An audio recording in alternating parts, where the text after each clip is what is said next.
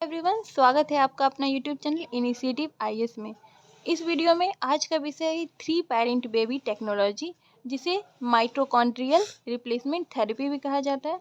तो अब जानते हैं कि ये टॉपिक क्यों इम्पॉर्टेंट है और ये टॉपिक का अर्थ क्या है, इसका मतलब क्या है। ठीक है, तो मेनली 3 पेरेंट बेबी से हमारा तात्पर्य है कि एक बच्चे को जन्म देने में 3 माता पिता का योगदान, भूमिका।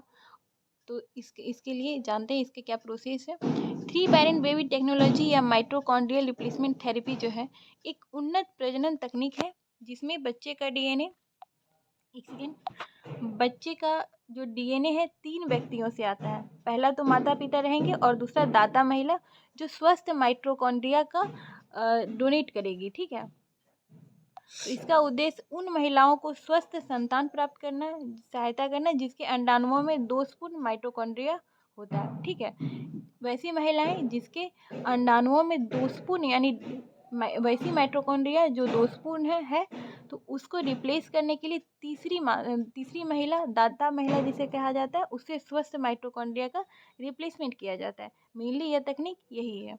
ठीक है, आगे जानते हैं इसके बारे में। माइटोकॉन्ड्रिया और समस्या। माइटोकॉन्ड्रिया और समस्या किस तरह से आती है। माइटोकॉन्ड्रिया कोशिका को पावर हाउस कहते हैं, कोशिका का जो ऊर्जा का निर्माण करते हैं। इनमें म्यूटेशन हो तो लीक सिंड्रोम, मांसपेशीय कमजोरी, हृदय और तंत्रिका रोग जैसे विकार हो सकते हैं, क्योंकि माइटोकॉन्ड्रियल डीएनए केवल माँ से आता है। ठीक है, ये भी जानने की बात है कि माँ से ही माइटोकॉन्ड्रियल डीएनए आता है, यानी माता ही करियर होती है। इसलिए विकृत माइटोकॉन्ड्रिया बच्चों में भी हस्तांतरित हो जाते हैं। ठीक है, तो अब इसका क्या तकनीक प्रक्रिया एमआरटी टेक्नोलॉजी का।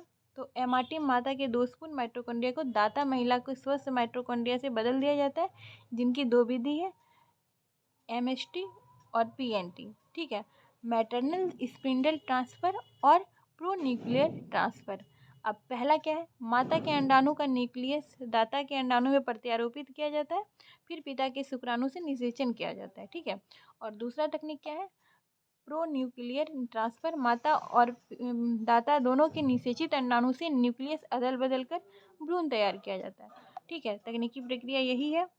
इससे क्या लाभ होगा, इससे लाभ तो आप समझ ही गए होंगे कि डिजीज वाली माइटोकॉन्ड्रिया का रिप्लेसमेंट होता है, अनुवांशिक माइटोकॉन्ड्रियल रोगों का रोकथाम होता है, मातृत्व का अवसर उन महिलाओं को भी मिलता है जिनमें माइटोकॉन्ड्रियल दोष है, स्वस्थ और ऊर्जावान संतान पैदा होती है, अगली पीढ़ी में रोग का हस्तांतरण रोका जा सकता है। ठीक है, चुनौती, नैतिक प्रश्न, बच्चे के 3 जैविक अभिभावक कौन है, जर्मलाइन संशोधन के दीर्घकालिक प्रभाव, उच्च लागत और सीमित सफलता दर, यहाँ तक कि भारत में अभी एक्सप्लोर भी नहीं हो रहा है उतना अच्छे से, केवल कुछ देशों जैसे यूके के साथ साथ अभी ऑस्ट्रेलिया में भी वैधानिक स्वीकृति मिली है। ठीक है, तो ये मेंस के लिहाज से एक इम्पॉर्टेंट टॉपिक बनता है, क्वेश्चन आ सकते हैं, क्योंकि 17th बीपीएससी में आया हुआ था डीएनए फिंगर प्रिंटिंग। तो ये सब भी इसी तरह का टेक्नोलॉजी है, 3 पेरेंट बेबी, ये शॉर्ट आंसर में आ सकता है।